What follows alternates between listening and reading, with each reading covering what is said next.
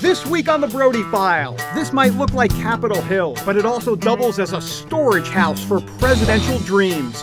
A look at some senators who seem to have their sights set on something bigger than Capitol Hill. It's called the White House. So who's in and who's out? I have to ask my wife. Well, let's get her back. Can we get the chair? A closer look at Rand Paul, Ted Cruz, and Marco Rubio, a trifecta of senators mulling a run for the White House. This special edition of the Brody File from Capitol Hill is next.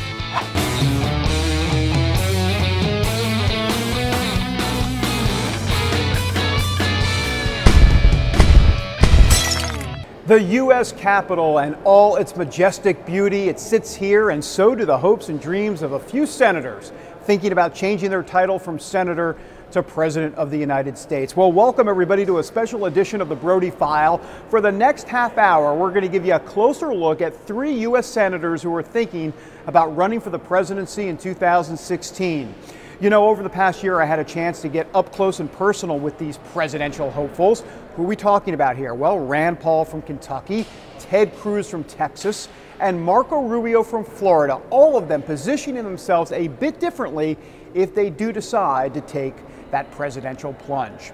All right, well, look, we begin today with Rand Paul. We have spent a lot of time with the senator and his family. We traveled down to his home in Bowling Green, Kentucky. He gave us a tour, gave us dinner. All right, he didn't give us dinner, but he gave us a look at his surroundings, and we take a look at the guy who is definitely shaking up the Republican Party. Do you see any movement in the nest? Rand Paul is keeping an eye on the bald eagles near his home in Kentucky, but the eyes of the nation are on him. I will speak until I can no longer speak. Last month's historic 13-hour filibuster on the Senate floor about the president's policy on drones got everybody's attention, even his son. I was at lunch and I was on Twitter on my phone and I saw something about it and wasn't really that surprised. You're like, what's Dad up to? Yeah. But nobody should have been surprised by the senator's ability to filibuster, especially on the subject of drone attacks. My wife will tell you I can drone on and on and on. He's also droning on about the current state of the Republican Party. The GOP of old has grown stale and moss-covered. I think Rand Paul has an attitude that we haven't seen in Washington for a very, very long time. Rand Paul can't be put in a tiny little box. For example, he differs from the traditional GOP position on war. Part of Republicans' problems, and frankly, to tell you the truth, some in the evangelical Christian movement, I think have appeared too eager for war. But on financial matters, Paul takes a solid conservative line against Washington's huge budget deficits and overspending. When people come to me, they say, well, you sound like you're against all government. And I say, well, no, I'm for $2.6 trillion worth of government. That's a lot of government. That's what comes in. I'm for spending what comes in and not borrowing. And another layer. Paul mixes his libertarian views with his Christian faith, like on marriage. Marriage has always been a state issue. I think if you make it a federal issue, we're going to lose every state then, because I think the push is going in the opposite direction in many states. But unlike some libertarians, Paul is not for the legalization of drugs, though he does believe that some drug sentences are too harsh. He is firmly pro-life and supports prayer in local schools. And I think people do misinterpret the First Amendment. They think the First Amendment was somehow to say that your local school would never have a prayer in it, and I think that's wrong. Paul is a deep thinker, his politics influenced by Austrian free market economist Friedrich von Hayek and Ayn Rand, who is considered anti-God. But ultimately, his libertarian conservative views filter through a biblical lens. He became a Christian when he was a teenager. Yes, I do have a personal relationship with Jesus Christ. But he tells me that much like his father, he doesn't wear it on his sleeve. Mine has never been one that I felt like it was going to be my role to convert people. But that doesn't mean he shies away from speaking boldly about the spiritual condition of America. It needs a resurgence through churches, through revivals, through a spiritual cleansing of the people. It's not a politician that's going to save the country. You know, it's not any preacher who's going to save the country. It's people finding salvation. But people need to realize that that's not in politics. His wife Kelly is like-minded. The Pauls are regular members of their Methodist church, and she relies deeply on her faith. Anything can happen any day, any moment. You can lose everything.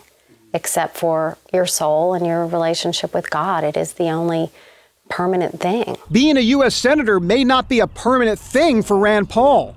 He'll be in New Hampshire and Iowa in the next couple months, fueling speculation that a presidential run is just around the corner. What are some of the thoughts going through your mind in terms of how you're going to arrive at that process or at that decision? I have to ask my wife. Well, let's get her back. Can we get the chair? So we did.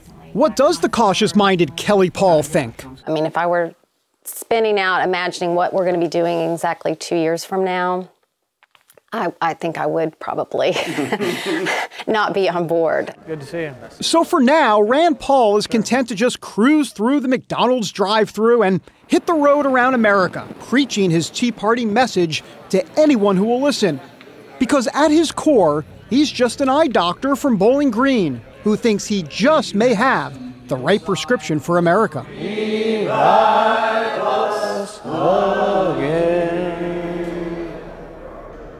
Rand Paul on the Brody File. He is definitely one guy to keep your eye on. Look, he's not your traditional Republican candidate, which, by the way, makes him all the more interesting. There are potholes ahead for sure for him, but if he plays his cards right, you just never know. All right, coming next, boy wonder, Marco Rubio of Florida. Is he the next Ronald Reagan? Back in a moment. And we're back here on the Brody File, looking at the White House here in Washington. Democrats love what's inside.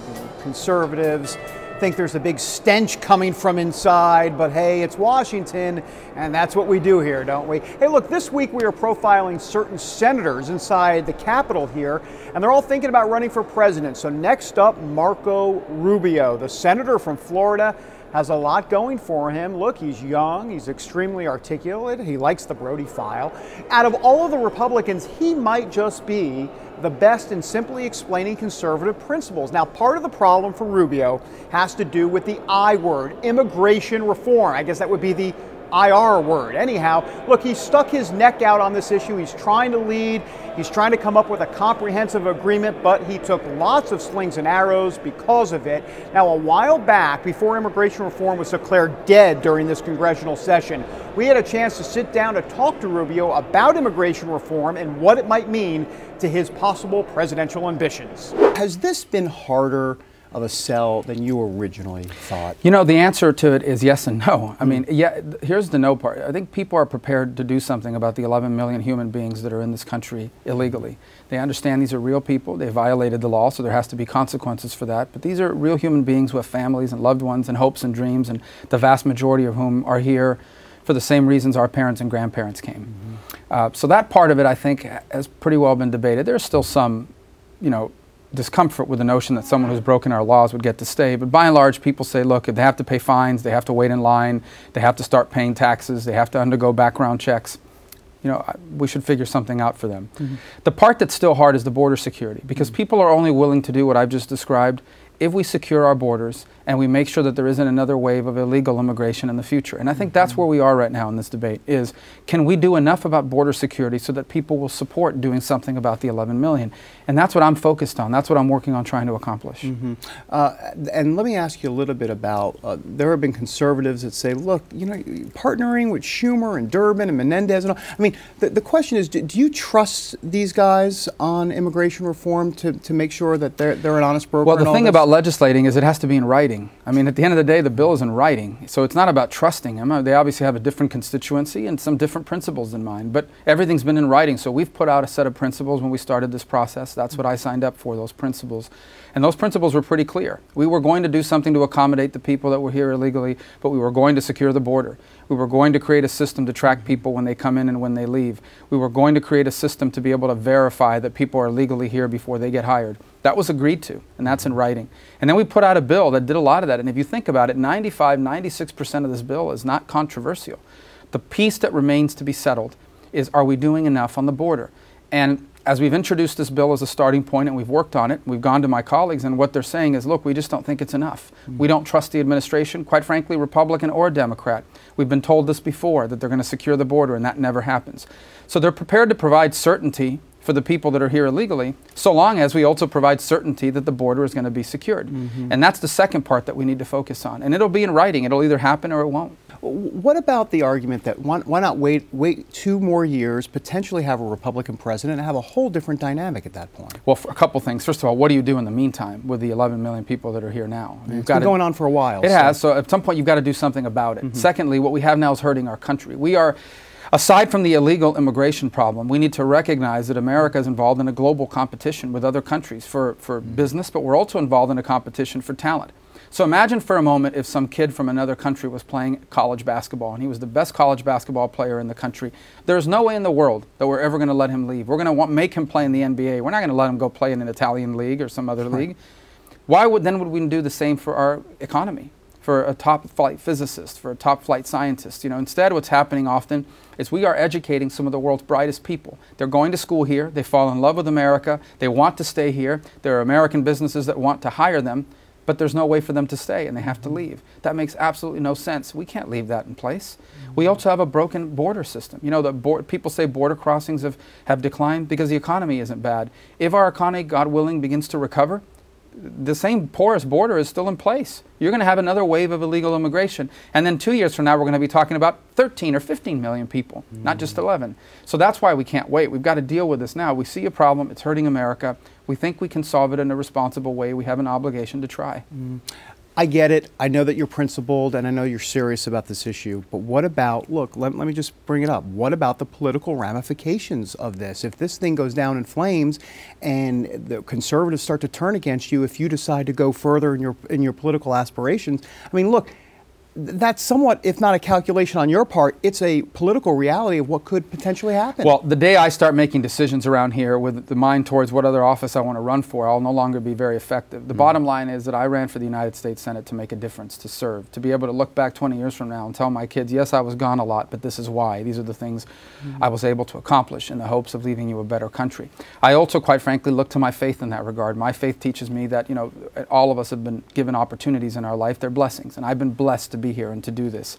So my job is to honor that in the best way possible, to look at issues that I think I can make a big difference on and do the best I can. And then, you know, God has a plan for all of us. Whatever God's plan is fine. Whatever's going to happen on this issue, whatever's going to happen with me is what God's already planned for me. My job is just to be obedient and have faith in that regard. And that's really something I, you know, like everybody else, I struggle with that because the human side of us wants us to think about the here and now. But I think ultimately, if you try to approach every issue in life, from the smallest detail to a big issue like this, with that viewpoint, it gives you a sense of peace and calm about it you wouldn't otherwise have.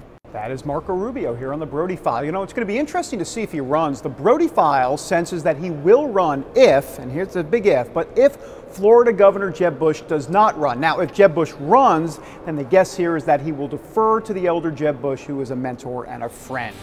All right, when we come back from Capitol Hill, a Brody File prediction on the 2016 presidential race. Oh, what's it going to be? I don't even know. No, I know. Stay tuned. That's next.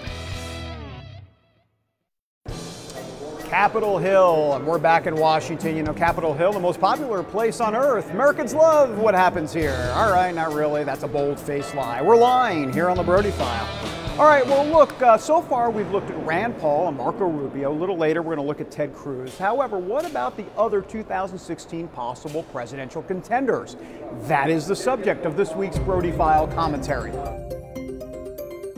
Besides the folks here on Capitol Hill dreaming of the White House, there are plenty of others too. You know, the list is long. You've got Governor Bobby Jindal of Louisiana, New Jersey Governor Chris Christie, former Arkansas Governor Mike Huckabee, Wisconsin Governor Scott Walker, Jeb Bush, maybe Indiana Governor Mike Pence, Rick Santorum, Dr. Ben Carson, Rick Perry, Paul Ryan. I'm sure there are even more. I'm losing my breath. There's no way to accurately predict who will win the nomination. Heck, it's hard enough to predict who will actually run. However, here's a little food for thought. 5 guys stick out to me as candidates who could get through to the nomination. Let's take a look. Mike Huckabee, he's an all-shucks type of guy.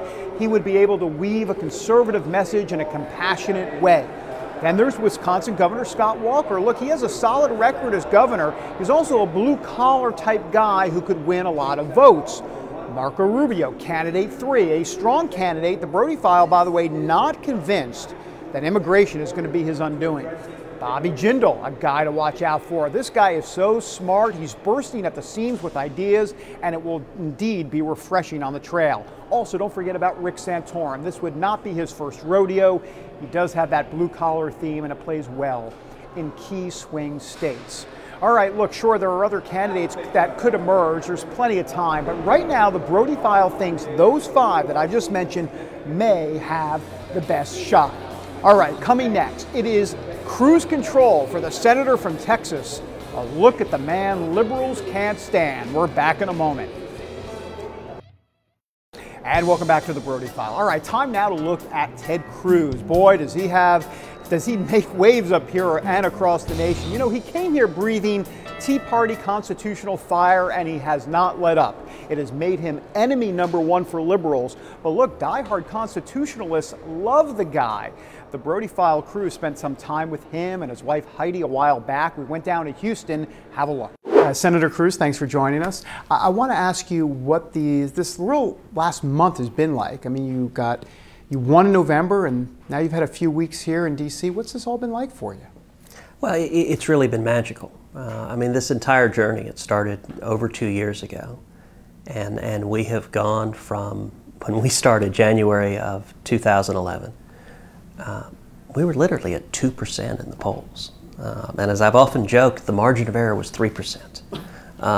Nobody gave us a prayer. And we ended up going through a $50 million primary, the most expensive primary in the entire country. We were outspent 3-1. We weren't supposed to have a chance. And what we saw was breathtaking. You know, you said before about how you're not too much into politicians saying God called me into a race or anything like this, but you clearly have to see God's hand in all of this for your life. No doubt, but I think that's ultimately, I'd rather that be demonstrated by its fruit than necessarily me proclaiming that to others.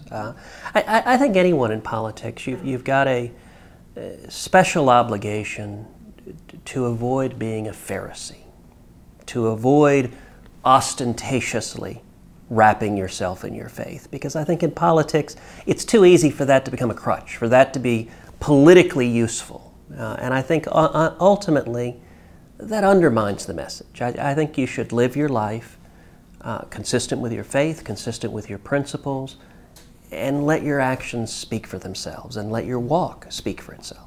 You know, you've talked about your Baptist faith, so what has that been like? Because this has been quite a process for you to become a Baptist, if you will. What's that been like? I'm Cuban, Irish, and Italian, and yet somehow I ended up Southern Baptist. Baptists talk about a personal relationship with God. What does that mean to you? Well, I mean, I think it is exactly that. I mean, it is, at the end of the day, faith is not organized religion. It's not going to a church. It is a personal relationship with Jesus Christ as your Lord and Savior. And that is, that relationship gives one a strength, a confidence, not just in salvation ultimately, but day to day as you go through the slings and arrows of daily life. So what do you make of all of this mainstream media attention that you've been getting? I mean, you see the headlines. Some are a little different on MSNBC or maybe Fox, but look, they're calling you a GOP rock star. You know, I try to pay very little attention to the media. It is, as you know, a fickle creature. That they can say anything today, and tomorrow it can change dramatically. And so I just try to laugh it all off and not worry about it. At the end of the day, my focus is on trying to make a difference for the principles that make this country strong, for the principles of free markets, for the principles of the Constitution, for the principles that have made this country a land of such incredible opportunity. So with all of that media attention that you're receiving, some of those articles have to do with Ted Cruz running for president in 2016. It could happen. This is what they're saying. When you read those articles, what goes through your mind? You know, I try not to pay attention to it. There are big challenges facing this country. I mean, we're going broke. Our national debt is larger than the size of our economy. And millions of Americans are, for very good reason, concerned for the future of our country. Ted Cruz definitely showing signs of running. You know, he's visited Iowa numerous times. He's playing up the religious freedom issue, which is something near and dear to the hearts of evangelicals, which of course are a huge voting bloc in the GOP primaries. Look, he has got potential for sure, but he also has a media filled with liberals that are gunning for him. All right, when we come back from Capitol Hill, our Oy vey moment of the week, it's going to make me cry. Wait till back in a moment. And welcome back to the Brody File from Capitol Hill. All right, look, well, before we leave you, we have a very sad story. So sad, in fact, it made us crack up. It's this week's Oy vey moment of the week.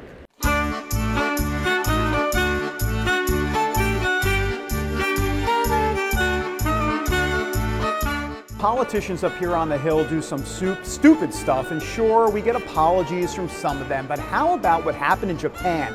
A Japanese assemblyman got busted after spending political funds on hundreds of personal trips, so he felt so bad he called a press conference, but wait until you see this. He was so distraught about being caught that he got a little emotional. Well, maybe very emotional.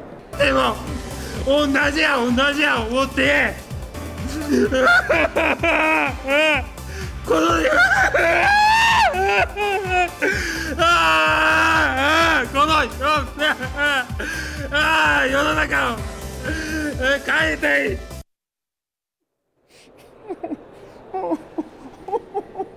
I'm sorry. Now that is a good cry. Unfortunately, it came in front of dozens of cameras. Oi, Gavolt, and we thought Speaker Boehner was crying too much. Not even close. That does it for this week.